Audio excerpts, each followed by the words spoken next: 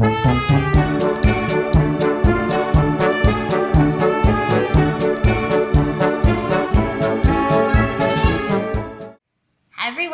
welcome back. If you're new here, my name is Trisha Miller. I upload videos every Wednesday and Friday. I have Steven with me today because we are still on our Disney series. Today is all about Magic Kingdom. We're doing this to hopefully be helpful, share the fun, obviously, and we'll show you after we talk our trip and all the good stuff that we did. But really, we're just hoping to help somebody to make it a little bit easier if you're planning a trip with your family. Because it is wonderful, but you definitely need to put some time into planning and reviewing ahead of time, particularly which parks, and especially Magic Kingdom, because there's a lot to do there. Yeah, that's where we did the most rides, and we'll tell you everything that we got to ride. And Magic Kingdom is obviously the most popular park, Right. So if you're doing a trip and you can only go to one park, everybody chooses Magic Kingdom, because that's what you see in the movies and that's what you hear about everywhere, and it's amazing. Yeah. I will say the only downfall to Magic Kingdom is there's no shade. Yeah, it is anywhere. And I mean, it is hot. It's Florida. It's Florida, but as opposed to Animal Kingdom, there were pockets where you could go, and there are a couple little areas, and maybe we'll point them out, but be prepared. Yeah, that's a key.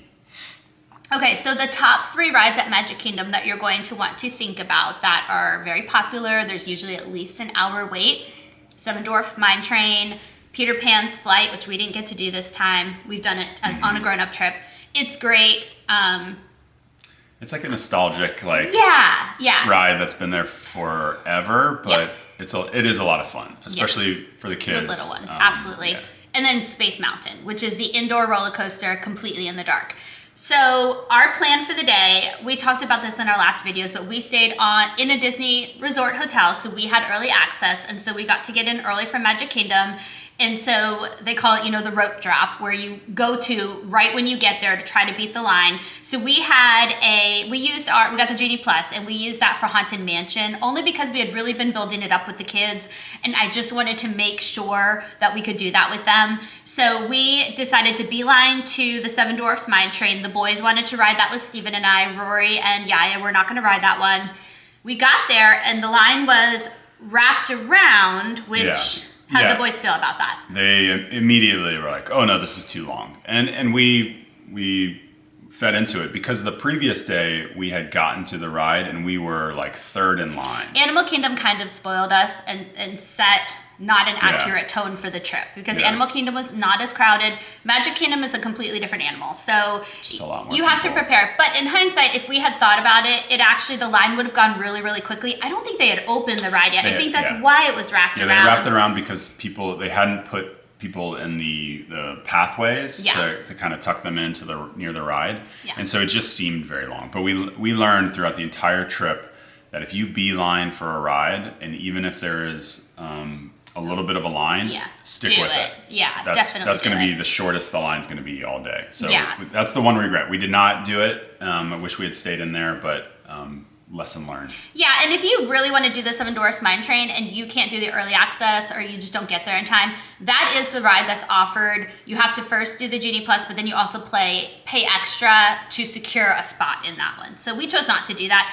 We knew there were other roller coasters the boys would be able to take advantage of that day, so it wasn't a huge priority for us. So honestly, it was fine. We didn't get to ride it, but I know it's very popular. We've both ridden it without the kids. Oh, it's great. And it's super fun. Definitely a good roller coaster. Okay, so let me just run through everything we got to ride. So and you'll see this in our video. I tried to get some footage on almost every single ride, but we got to ride Winnie the Pooh twice. So sweet.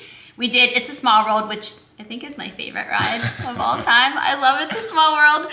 And then we did the Haunted Mansion. We'll get back to that in a second. We did Pirates of the Caribbean. We did the Barnstormer roller coaster 2 times. The first time Rory did not ride it. And then I was so proud of her. The second time, we didn't even ask her. She just, as we're walking away and we left her with my mom, she goes, "Hey, I'm gonna ride the roller coaster." So Rory rode her very first roller coaster and did great. Yeah. And then we did the Speedway. We get to drive the cars. Rory is 5 and she was old enough to drive it by herself, with me in the car with her, but she did all the driving. It was the experience. We did the Buzz Lightyear ride, Big Thunder Mountain.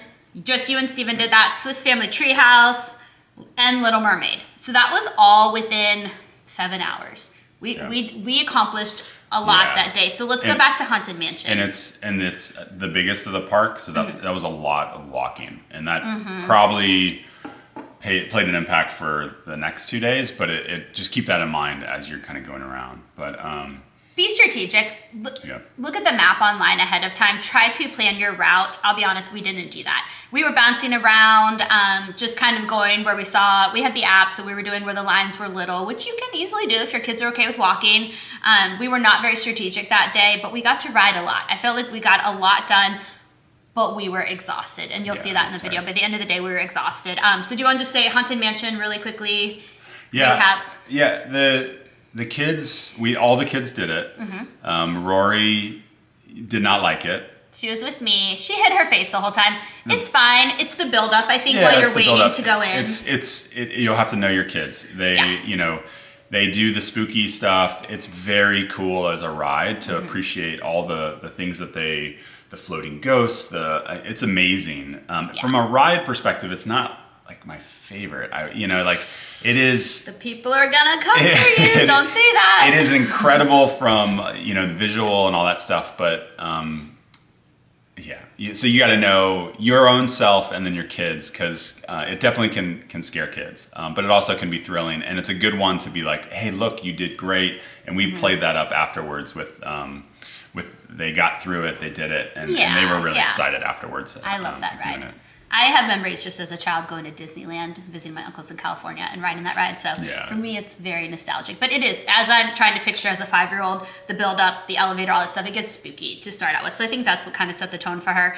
But I will just say really quick, the Swiss Family Treehouse, because we said there's no shade, that is the one place where you can get a little bit of a break from the sun, because we all did that while Steven and Charlie did the Big Thunder Mountain. We went to the Swiss Family Treehouse, and I have a little bit of footage in there to show you guys. But it is fun. You're in a treehouse, you're climbing up all the stairs, and it is shaded. So that if you really do need a break, do that. The other thing we just want to tell you really quickly, the Starbucks. We want to tell you the location because it is hard to find.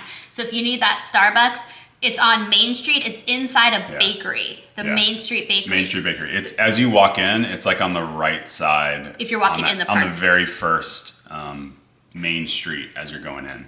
Yeah. So it's really at the start of the park. So once you're in the park, it takes a long time to get back through, and it is not well advertised of Starbucks here. It is Main Street Bakery with Starbucks or something like that. There's a sign on the outside. It's a really small circle. You just have to really look for it. Yeah, you have to know where it is. But again, we brought a big thermos of iced coffee with us again, and we didn't need the Starbucks. Right. If we saw that it was a shorter line, we would go through it. But it was really nice to not have to go to Starbucks unless we wanted to and there wasn't a long line. So highly recommend it. Last thing I want to say is we did not do any dining reservations in Magic Kingdom. I feel like their quick service places are pretty decent and not bad. We knew we'd probably go back to our resort for dinner. And so that's what we ended up doing. We just did quick service. It was good. There is a restaurant called the Be Our Guest restaurant, which is in the Beauty and the Beast castle. It's a very cool experience. It is very expensive. Yeah. So for me, look at the menu ahead of time. It is kind of fancier food, so depending on your kids and their palate, might not be worth the cost. For us, I just knew that we wanted to spend the time doing the rides versus having a longer lunch experience or a longer dinner experience, so we skipped it. Yeah, and it is cool. You have the Beast that comes through. We've been there just the two of us, yeah. But the only other thing is the parade. Oh yeah. So best part. They do the huge parade, Mickey, Minnie, like all the characters they go through. It has a route, and if you look at the map, it has these dots that'll show you the parade route. We very just fortunately kind of walked into it. It was right after we did Big Thunder Mountain. Charlie and I kind of came up and we're like, oh, there's a parade, because they had blocked everything off. We were coming to meet each other, so we weren't together for the parade, but we got like a front row. On either side of the road as it's passing through. Most people, I think, go to the center near in front of the castle, because that's where they do a circle and it's there. It's hot, it's very crowded, certainly do that, but there are also little side areas that you can get much more space. You can get right up there. You can see all of the characters. So particularly one area near Big Thunder Mountain, if you can find that little road, it was cool. Yeah, and I have a ton of the parade. I filmed almost the entire thing, so I will put that in here after this. Anything else to add before we show them that day? No, I think that's it. Okay, all right. So without further ado, we will show you Magic Kingdom, and then our last video will be tomorrow morning bonus video. We will wrap up Epcot and Hollywood Studios. Thanks for sharing your time today.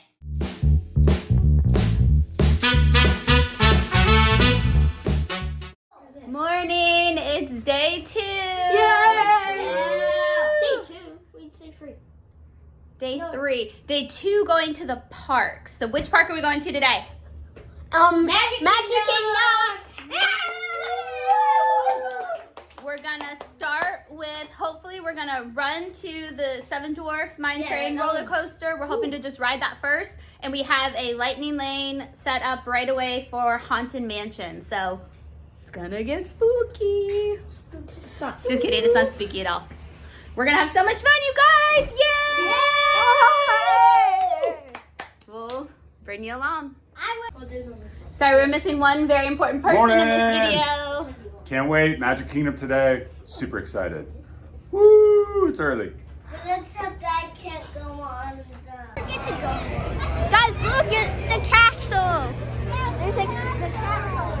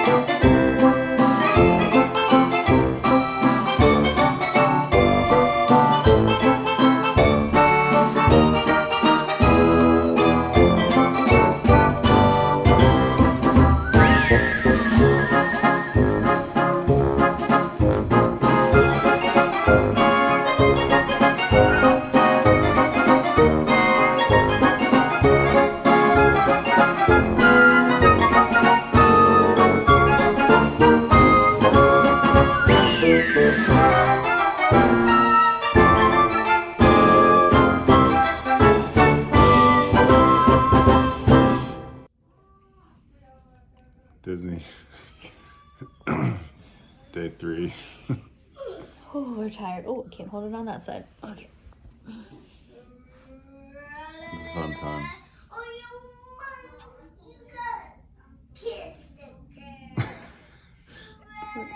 Can you hear Rory singing? We're having a great time. We are exhausted though. It's so fun.